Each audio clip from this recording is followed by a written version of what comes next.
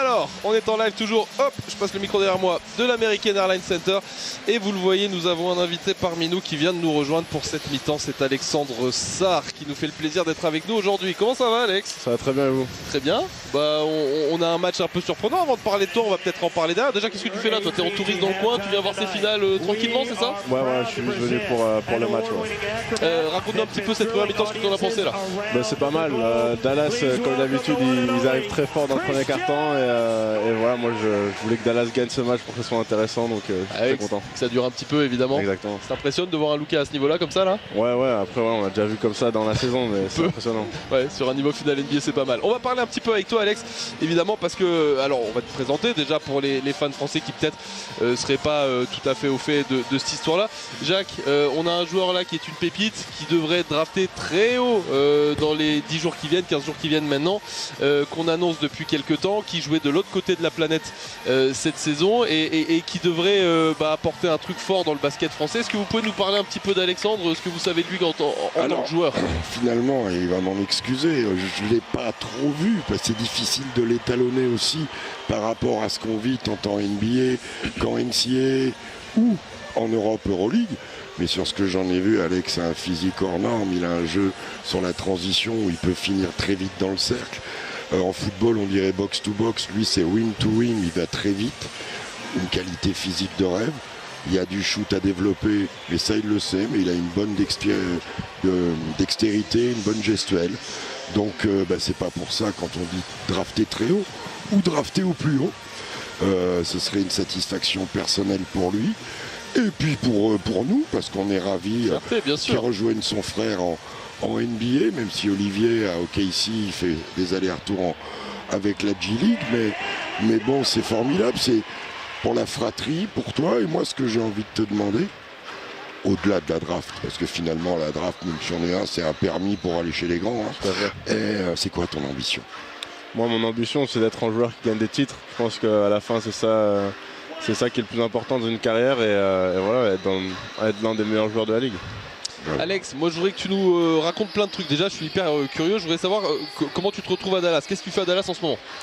Entre des workouts, je suis venu pour pouvoir regarder le match. C'est un match de finale de playoff. C'est mon premier match de playoff en général, donc c'est plutôt excitant.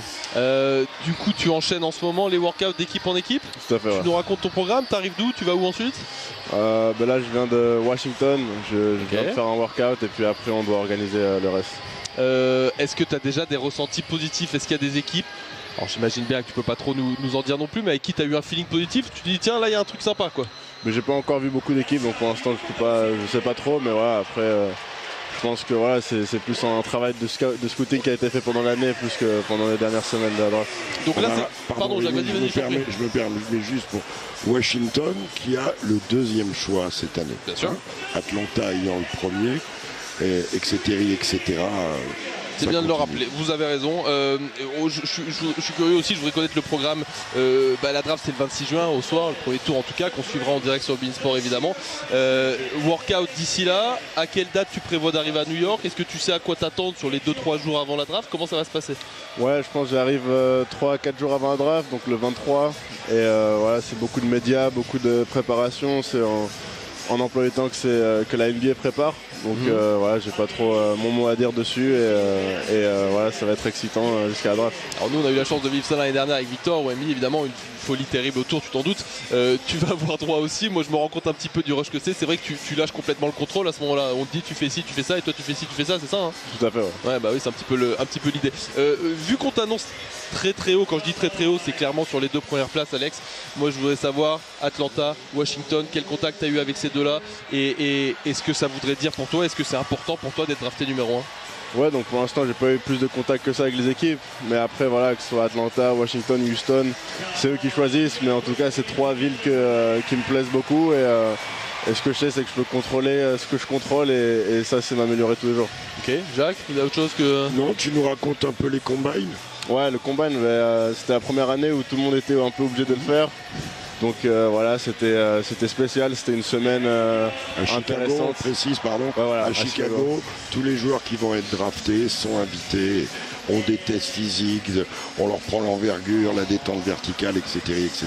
Tout à fait, donc voilà, c'était un entraînement de tir, des entraînements de vitesse, de saut, donc c'est toujours intéressant. Après, de communiquer avec quelques équipes aussi, donc c'était une semaine intéressante. Et j'en ai vu des morceaux. Sur la vitesse, t'as impressionné tout le monde. Ouais, j'ai vu ça, ouais, effectivement.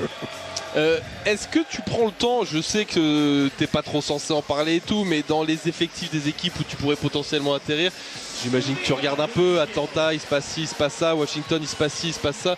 Est-ce que tu vois des trucs qui tu te dis bah tiens ça quand même, sans nous donner de nom parce que j'imagine que tu vas pas le faire d'équipe, mais est-ce que tu te dis bon bah au fond du fond ce serait quand même peut-être cool pour moi de tomber là plus que là? Pas vraiment. Après, c'est vrai que pendant la saison, je regarde beaucoup d'équipes NBA en général. Ouais. Donc l'Atlanta, c'est une équipe que j'ai regardée, Washington aussi, les Rockets aussi. Donc je veux dire, je connais plutôt bien les effectifs d'équipe. Mais après, voilà, je pense que c'est pas comme ça que la marque, la draft fonctionne non plus. Ah non, bien sûr. Alors toi qui es parti super jeune du système français, je peux rappeler ton parcours vite fait. T'es toulousain, t'as grandi dans ce coin-là. T'es parti au Real Madrid très jeune. T'es parti en overtime elite aux États-Unis. T'es parti du coup ensuite en Australie à Perth. Est-ce que t'as gardé un contact avec les joueurs français? Par exemple, je te dis ça parce que Washington, on pense à Bilal désormais. Est-ce que t'as un lien avec lui? Est-ce que tu le connais? Est-ce que t'as gardé ce lien-là avec les Français?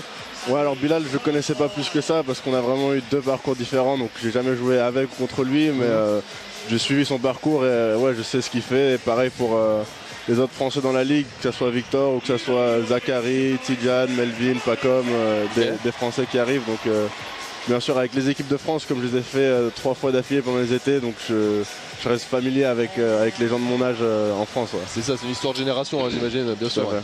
Et pour rendre hommage aux Racines, c'est quoi ton premier petit club? Au quoi? Ton premier petit club dans la région de Toulouse?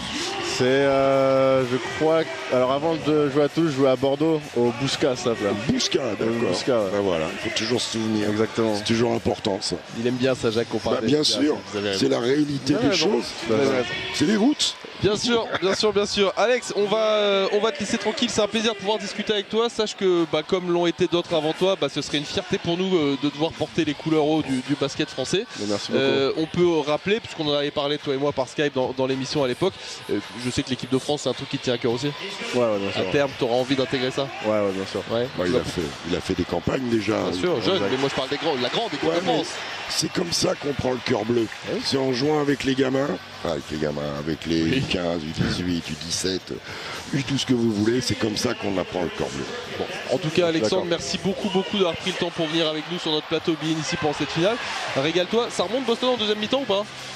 J'espère pas, mais bon, on verra. On verra bien, ça marche. Merci beaucoup Alexandre. Merci. Prends soin de toi. Merci. Et good luck pour la semaine prochaine. Merci beaucoup, ça fait plaisir.